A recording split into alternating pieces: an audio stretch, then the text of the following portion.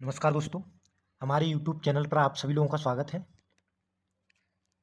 आज हम जो 25 अगस्त को यूपी पुलिस का एग्ज़ाम हुआ था, उसकी फर्स्ट सेकंड का पेपर डिस्कशन करेंगे हम। इसमें पहले हिंदी वाला पार्ट डिस्कस करेंगे, फिर उसके बाद जीएस वाला। तो आप लोगों को चैनल को सब्सक्राइब कर लेना है, वीडियो को लाइक और शेयर करना है। इस चैनल पर हमारी विभिन्न प्रीवियस एग्जाम जिनमें यूपीपीएससी, एमपीपीएससी, बीपीएससी या फिर यूपीएससी जो एग्जाम कंडक्ट कराती है जैसे सीडीएस, असिस्टेंट कमांडेंट, सबके प्रीवियस ईयर हमने कवर किए हुए हैं। तो आप लोगों को चैनल को सब्सक्राइब कर लेना है। देखिए फर्स्ट क्वेश्चन है हमारा, लक्ष्य का अनेकार्थक शब्द है। तो इसका आंसर होगा ऑप्शन डी, निशाना। लक्ष्य का अनेकार्थक यानी पर्यायवाची शब्द पूछा है तो इसका अर्थ होगा निशाना। अगला क्वेश्चन है हमारा, नागर का पर्यायवाची शब्द है। नागर, ढोल, चतुर, ग्रामवासी, नगर। तो इसका सही आंसर होगा ऑप्शन बी, चतुर को हम नागर कहते हैं। अगला क्वेश्चन है, माला फिरत जुग भया, फिरान मन का फिर, कर का मन का डार दे, मन का फिर। तो ये बार बार एक ही शब्द आ रहा है, तो इसमें यमक अलंकार होगा। जैसे हम यमक अलंकार का एक और उदाहरण जो फेमस है वो पढ़ते हैं, कनक कनकते सौगनी मादकता अधिकाय, या खाए बोराय नर बा पाए बोराय। तो उसी तरह का ये उदाहरण है, तो इसमें ऑप्शन सी सही होगा। इसका आंसर होगा यमक अलंकार। अगला क्वेश्चन, किसी की सहायता करने वाला के लिए एक शब्द है। तो जो किसी की सहायता करता है उसे कहते हैं हम सहायक, ऑप्शन डी। किसी वाक्य में करण कारक का प्रयोग किया गया है। इन जो वाक्य दिए गए उनमें करण कारक का प्रयोग किसमें किया गया है? सुरेश मीना के लिए खाना लाया, साधुओं की संगति से बुद्धि सुधरती है, उनको पढ़ना चाहिए, यह पुस्तक सीता को दे दो। तो कर्ण का मतलब होता है कर्ता ने कर्म को करण से संप्रदान के लिए, अपादान से अलग होने के अर्थ में इस तरीके के प्रयोग होते हैं। तो करण से, तो इसमें आएगा साधुओं की संगति से, यानी कि साधुओं की संगति के द्वारा बुद्धि सुधरती है। ऑप्शन सी इसका सही। अंतर्निहित शब्द का सही संधि विच्छेद होगा। अंतर्निहित का सही शब्द विच्छेद होगा अंत है। पहले इसमें देखो विसर्ग आएगा, उसके बाद निहित, तो इसका आंसर होगा ऑप्शन डी, अंतः निहित। हिंदी साहित्य अकादमी की ओर से हर वर्ष सलाका सम्मान पुरस्कार किस क्षेत्र को दिया जाता है? तो सलाका सम्मान पुरस्कार हिंदी को नई दिशा प्रदान करने के लिए दिया जाता है। इसका आंसर होगा ऑप्शन सी। क्रोध किस रस का स्थायी भाव है? तो क्रोध रौद्र रस का स्थायी भाव है। हिंदी में मैं का बहुवचन है, तो मैं का बहुवचन आएगा वो होगा ऑप्शन डी, हम। मैं के लिए हम शब्द आता है बहुवचन में।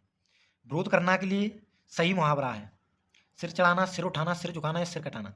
तो विरोध करना यानी सिर उठाना। हम बोलते हैं ना, उसने तो सिर ही उठा लिया, तो इसका मतलब है विरोध करना। स्रोत स्त्रोत शब्द युग्म का सही विकल्प चुनिए। तो स्रोत का मतलब होता है उद्गम और स्त्रोत का मतलब होता है स्तुति, किसी की स्तुति करना। उद्गम का मतलब जन्म स्थान, कहाँ से उद्गम हुआ है। अली, अली शब्द युग्म का सही अर्थ है। तो अली का अर्थ होता है सखी और अली का अर्थ होता है अली। तो इसका सही आंसर होगा अली। इसका है भौरा और अली ये सखी है, तो इसका राइट आंसर होगा ऑप्शन सी, भौरा सखी। ये दोनों ऑप्शन एक जैसे दिए गए हैं, इसमें बी में भी सखी और भौरा है, जो उल्टा कर दिया गया इसमें, इसलिए राइट आंसर होगा ऑप्शन सी। पुस्तक पढ़ी जाती है में कौन सा वाच्य है? तो पुस्तक पढ़ी जाती है किसी के द्वारा पढ़ी जाती है, तो इसमें कर्म को महत्व दिया गया है, तो इसलिए इसमें होगा आंसर ए, कर्मवाच्य।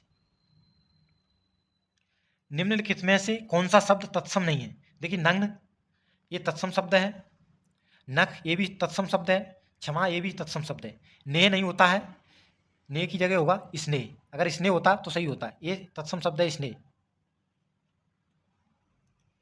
रेखांकित खंड को प्रतिस्थापित करने के लिए उपयुक्त विकल्प का चयन कीजिए। महंत जी को आध्यात्म का अच्छा ज्ञान है, तो आध्यात्म नहीं होता है, अध्यात्म होता है, तो इसका राइट आंसर होगा ऑप्शन ए।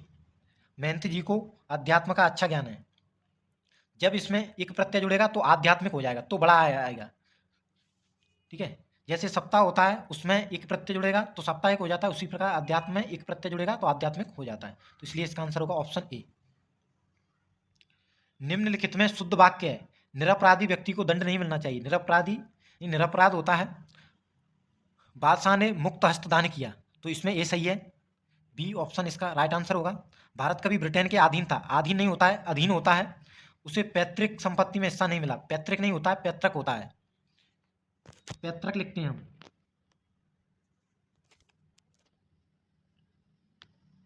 अगला क्वेश्चन है, गमही शब्द है, गमही ये तत्सम शब्द है, इसका राइट आंसर होगा ऑप्शन डी। कपाल का पर्यायवाची शब्द है, तो कपाल, ललाट, माथा ये सब एक जैसे शब्द हैं, तो इसलिए इसका आंसर होगा ऑप्शन सी माथा। जो शब्द संज्ञा की विशेषता बताते हैं उन्हें क्या कहते हैं? तो शब्द संज्ञा की विशेषता बताने वालों को कहते हैं हम विशेषण। कमर टूटना मुहावरे का अर्थ होगा, तो इसका अर्थ होगा ऑप्शन डी निराश होना, कमर टूट जाना यानी निराश हो जाना। ईसड़ा का अर्थ है, ईसड़ा यानी अभिलाषा, तो इसका अर्थ होगा ऑप्शन ए अभिलाषा। विद्वान का स्त्रीलिंग बताइए, विद्वान का स्त्रीलिंग होता है विदुषी। जब महिला की बात आती है तो हम विदुषी महिला की बात करते हैं।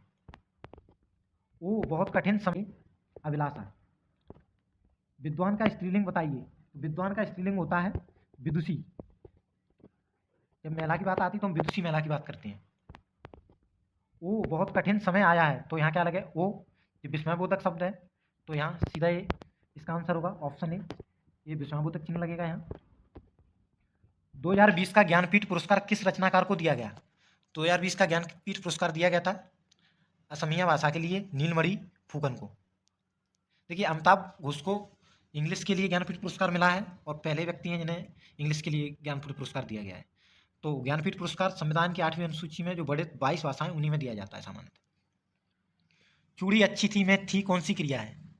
तो थी योजक क्रिया है यहाँ, इसका आंसर होगा ऑप्शन डी योजक क्रिया। बुरे अर्थ में प्रयुक्त होने वाला बद उपसर्ग किस भाषा का है? तो बद उपसर्ग है उर्दू या फारसी भाषा का। ये देखो इसका आंसर होगा ऑप्शन बी। आत्मनिर्भरता निबंध के रचनाकार हैं, तो ये पंडित बालकृष्ण भट्ट का प्रसिद्ध निबंध है आत्मनिर्भरता, इसलिए इसका आंसर होगा ऑप्शन ए। दिए गए विकल्पों से कौन सा जोड़ा समश्रुत भिन्नार्थक नहीं है, यानी समान सुनाई देने वाला नहीं है?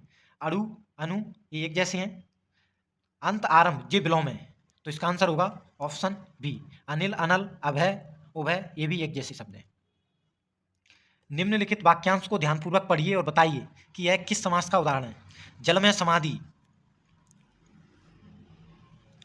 तो जल में समाधि ये कर्मधारय तो नहीं होगा, ना ही बहुब्री है, इसका राइट आंसर होगा ऑप्शन सी तत्पुरुष समास। बोलने दो चीड़ को किसकी काव्य कृति है? तो ये नरेश मेहता जी की काव्य कृति है बोल दो चीड़ को। द्विज के अनेकार्थी शब्दों में निम्नलिखित में से कौन सा एक शब्द नहीं आता है? तो इसका राइट आंसर होगा विधे। ये और सभी इसके अनेकार्थी शब्द हैं, पक्षी, दांत, ब्राह्मण सब अनेकार्थी हैं इसके। बा उपसर्ग से बना शब्द है, तो देखिए दौलत में बा लगा हुआ है, इसका आंसर होगा ए, और किसी में बा उपसर्ग नहीं मिलता है। बदनाम पूरा शब्द है, अगर बा हटा दोगे तो कोई शब्द ही नहीं बनेगा।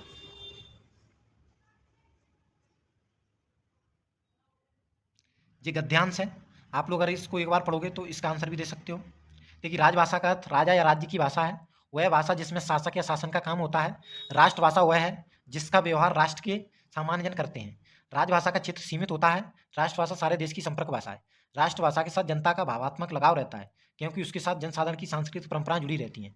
राजभाषा के प्रति वैसा सम्मान हो तो सकता है, लेकिन नहीं भी हो सकता है, क्योंकि अपने देश की भी हो सकती है, किसी गैर देश से आए शासक की भी हो सकती है। लोकतांत्रिक व्यवस्था में आज हिंदी राजभाषा के रूप में ही विराजित है। 14 सितंबर 1949 ईस्वी को भारत के संविधान में हिंदी को मान्यता प्रदान की गई है। संविधान की धारा 120 के अनुसार संसद का कार्य हिंदी में या अंग्रेजी में किया जाता है। धारा 210 के अंतर्गत राज्यों के विधानमंडलों का कार्य अपने अपने राज्य की राजभाषा या हिंदी में या अंग्रेजी में किया जा सकता है। धारा 343 के अनुसार संघ की राजभाषा हिंदी और लिपि देवनागरी होगी। इस भाषा के प्रसार तथा प्रचार के लिए महात्मा गांधी का योगदान रहा है। धारा 344 में राष्ट्रपति को शासकीय कार्य में हिंदी भाषा का प्रयोग अधिक करने के लिए कहा गया है। तो ये हमने पढ़ लिया है, अब इसके आंसर ढूंढेंगे। इस अनुच्छेद के सार में किस भाषा पर ज़्यादा जोर देने की बात की गई है? तो देखिए सब जगह आप देखेंगे तो यहाँ हिंदी भाषा पर अधिक जोर देने की बात की गई है। धारा 343 के अनुसार संघ की राजभाषा हिंदी और लिपि देवनागरी होगी, इसका प्रसार को बढ़ावा दिया जाएगा, तो हिंदी भाषा होगा इसका आंसर। किस भारतीय भाषा की विश्व भाषा बनने की ज़्यादा संभावना है? तो हिंदी की बात की गई है, तो विश्व भाषा बनने की संभावना हिंदी की होगी। राष्ट्रभाषा के प्रमुख लक्षणों में से इनमें से कौन सा व्यवहार नहीं है? सामान्य जन भाषा है, ये सही है। सारे देश की संपर्क भाषा है, ये भी सही है।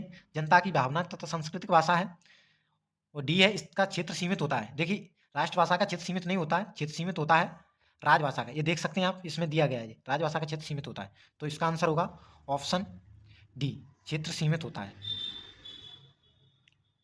हिंदी भाषा को भारतीय संविधान में किस वर्ष मान्यता प्राप्त हुई? तो अभी हमने ऊपर देखा 1949 में। इस अनुच्छेद का निम्नलिखित में से उचित शीर्षक चुनिए।